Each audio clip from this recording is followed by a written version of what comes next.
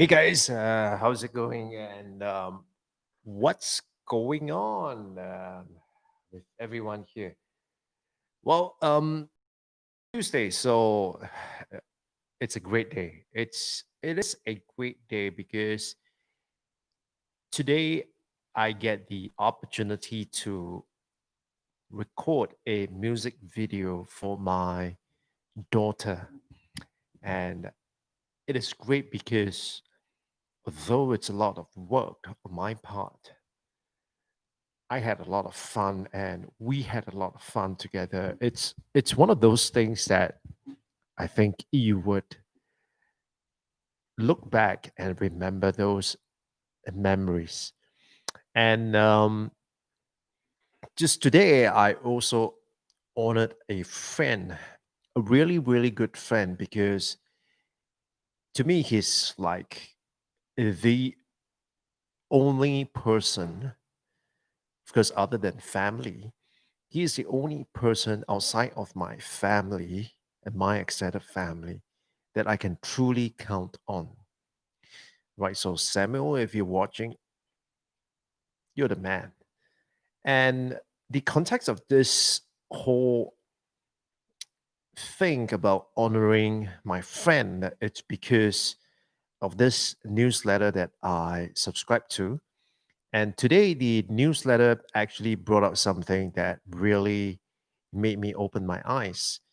It talks about the path ahead for people who are coaches, that the path ahead it's like a coach coaching a bunch of athletes going on a steeplechase. Now, of course, with the steeplechase itself, you know that there are fixed obstacles because there are barriers that you have to jump over and water that you have to jump into, and you kind of know the distance and how many barriers you have to jump through, how far you have to run, and how many water pit you have to jump into. While the metaphor of talking about obstacle, it's app. I think I would say that the path ahead, while many obstacles lies ahead, w- we are actually not so clear in terms of what these obstacles are, and so it really calls into that ability to deal with uncertainty, deal with incomplete information, as well as deal with what we thought were the right things to do, but because of the fundamentals that have shifted, those things that we thought that were the right thing to do may now be no longer the right thing to do. And while I'm speaking about it in an abstract manner, what I'm really getting into is the fact that the way we do our work, it's been completely disrupted. And if we still think that doing what we used to do is going to help us achieve our goals, we are going to be in for a surprise, because many of these things that we thought that it's going to help us achieve our goals because it has helped us in the past, now it's going to be probably not going to be the case. And so, like yesterday, I touched on the topics of making mistakes when you're starting out, being focused on yourself, justifying why someone should pay attention to you instead of earning the attention that you think you deserve. Secondly, it's focusing on your products or your services instead of thinking about what kind of solutions and what kind of benefits your audience could get if they choose to go down that path of using your products as the solution. And the third thing is the third mistake, it's focusing on selling, because no one likes to be sold to, right? Neither do you.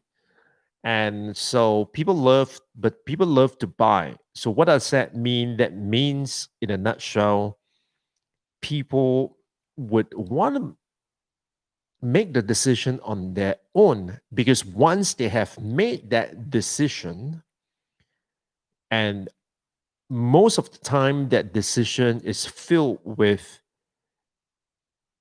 emotional energy, but once they have made the decision, they will then go through that process of finding a logical rationale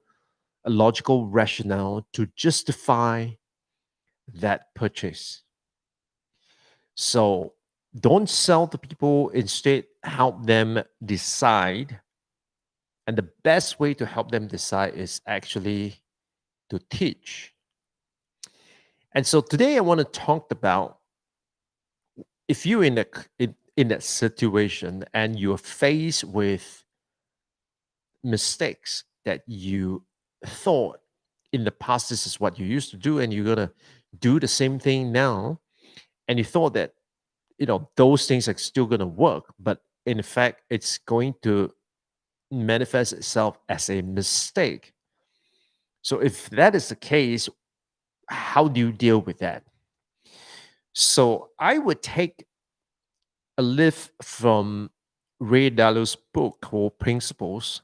If you have not read that book, I strongly urge you to do so, because that book itself is filled with principles that a man like Ray has gone through, and has distilled it down into something that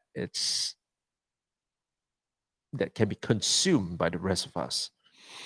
Of course, as you read it, don't take it as the gospel truth, but what you would like to do is use it to challenge your own assumptions.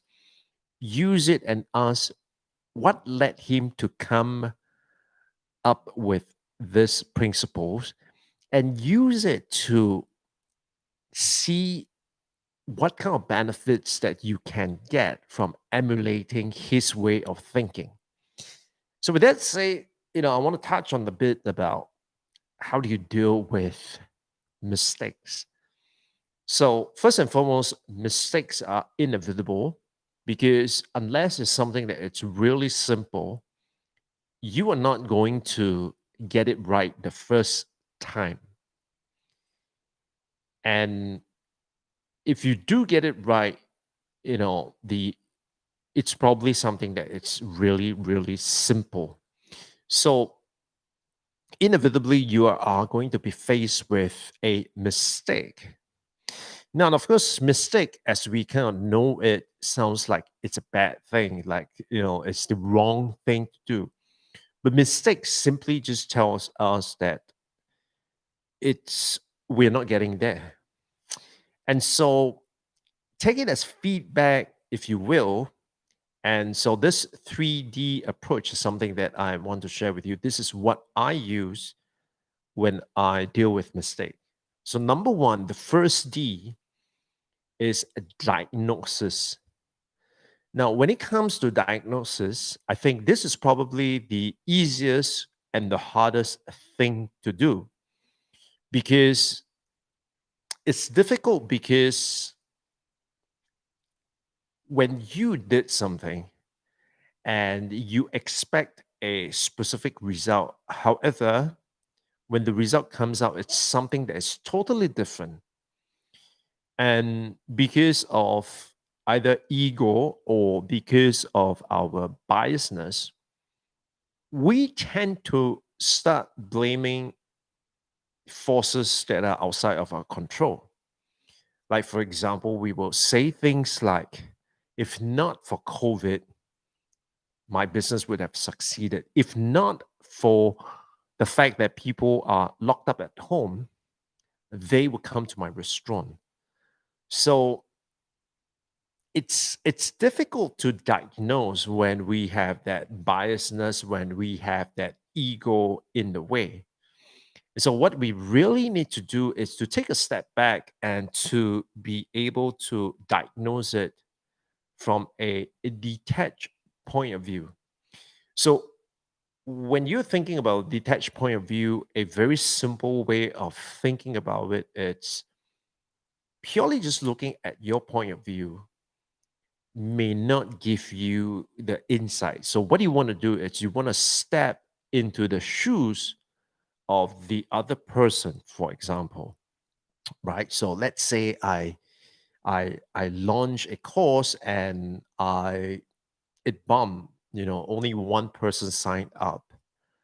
Um, I could blame the fact that because of the lockdown, or people losing their job, and that's why they haven't got the money to buy my course. I could do it that way. And sometimes we tend to believe that because we have that biasness. The truth is that when we go down that route, it then becomes really difficult for us to diagnose. And if we diagnose wrongly, then the prescription that we're going to come up with is obviously going to be flawed. So the key thing here is to embrace a perspective of the other person. So in my example, I would want to see it from the perspective of the customer. Why did the customer not make that purchase? Why? And yet there is someone who actually bought the course. So why is it that the other people do not want to do it? And so once I start making that shift and seeing it from the other person's point of view, what really happened here is that I then go into another level, another perspective, and that could potentially give me a higher chance to diagnose the problem accurately, right? So first step it's really to diagnose. Now, of course, once you have accurately diagnosed the problem or the mistake or the plan that didn't go according to plan, once you've made the diagnosis, the next thing is then to design an alternative plan, right? I mean, I'm guilty of it as well. I tried something, it didn't work the first time, and I give up. Where in reality, the only way forward is to diagnose why it didn't go the way I expected to be, and then design or redesign the entire plan based on the diagnosis. So, giving you an example, once I've diagnosed and say that, wow, I now see what is the reason why the customer would not want to pick up my course. And the reason is because of this. And perhaps these are some of the factors that I did not take into consideration when I design the course and the marketing of it. And so once based on that diagnosis, you then go into the second D, which is to design. And I think design it's a broad term, but to bring in some specificity, it really means looking at the diagnosis, looking at a different perspective, looking at the insights that you gain from the diagnosis, and then see what else or what other ways can you do it. Now, here is when things get really interesting because in the design phase, you would never know if this is going to work. And so the key thing here is to be able to understand and to make certain assumptions and to form certain hypotheses about why I think this is going to work. So if my hypothesis about, or if my diagnosis is that why people are not buying it? Well, they're not buying it because they see the process of creating an online course to be something that it's insurmountable. And so that it's my that becomes my assumption, or that could be true based on people I speak to. So whatever the case may be, when you come up with all this information, the next step is for you to come up with certain hypothesis. So now I'm going to hypothesize that people are going to buy when this criteria is met. So people would buy when the criteria of a 30-day money back guarantee is provided.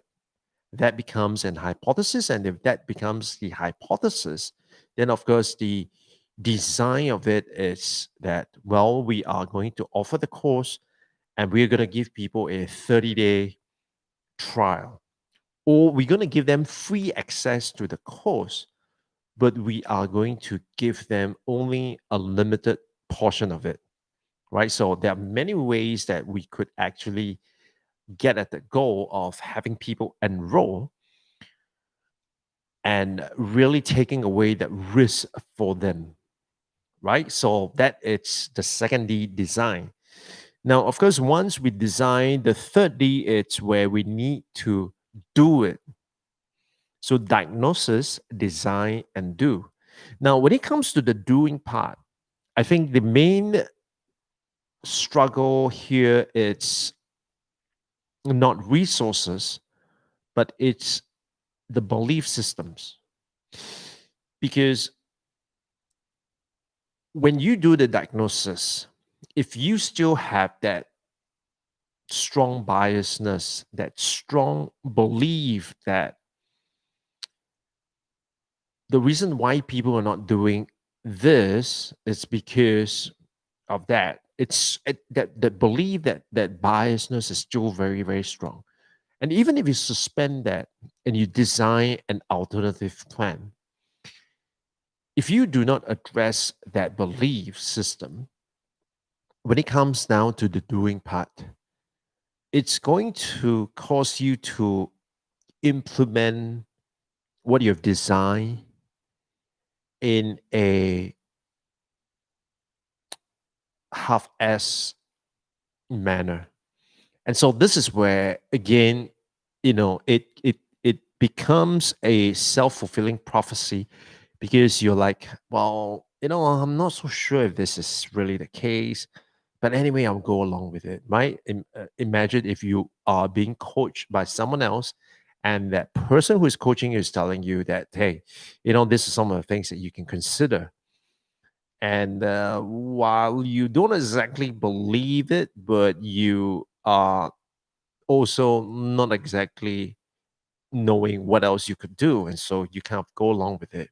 But when it comes down to the, the doing part, where the rubber meets the road, as they say, this is the part where you would execute, but you would not execute with that vigor that you would had you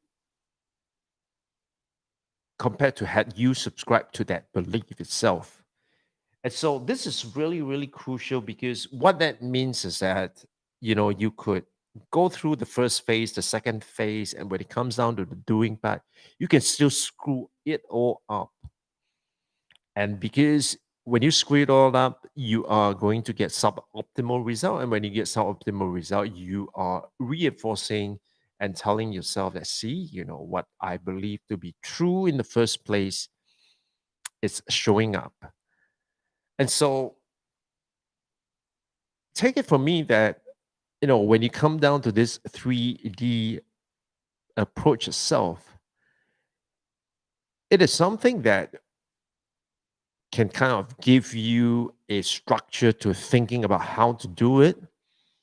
But at the end of the day, you need to dig deeper and to look at the belief systems, at the assumptions, and also at the level where you just in your gut, you kind of just know that it is what it is, right? That this is, I'm just going through it just like an academic exercise, but I don't really believe in it. All right, um, so that is the approach for dealing with mistakes. Have you got a different approach? If you have, I would definitely like to um, know it and to kind of learn it from you as well. If you have, do share with me. Leave me a comment, and if this video, this episode has been useful, if you found it useful, please go ahead and give me a thumbs up, because that would mean a great deal to me. And if you want to follow along, because now I'm getting into the groove of Monday is going to be talking about mental models. Tuesday, we're going to be talking about approaches, frameworks. Wednesday, we're going to be talking about the books that I've read. Thursday, we're going to be talking about the flywheel that helps us address this issue. And then on Friday, it's where we talk about the processes. Saturday, we talk about the tools. And Sunday, we do a Q&A session. So this is going to be the flow going forward. And this week, we are going to be talking about mistakes, because I think a lot of time, especially those gurus on the internet, they would want to tell you, oh, this is how I've done it. But many of them might not even tell you what were the mistakes and why did they make those mistakes in the first place. So, and of course, we can always learn from each other. So if you have got an approach to dealing with mistakes, I would love to hear that out and maybe even invite you on a show sometime. Okay. And so if you like, more such videos, make sure you subscribe to the channel, because I will be doing more such videos in the days to come, as well as we got huge announcement coming up. As you know, my birthday is coming up. So there are a few things, right? So with that, thank you so much for watching, and I'll catch you guys on the next one. Bye bye.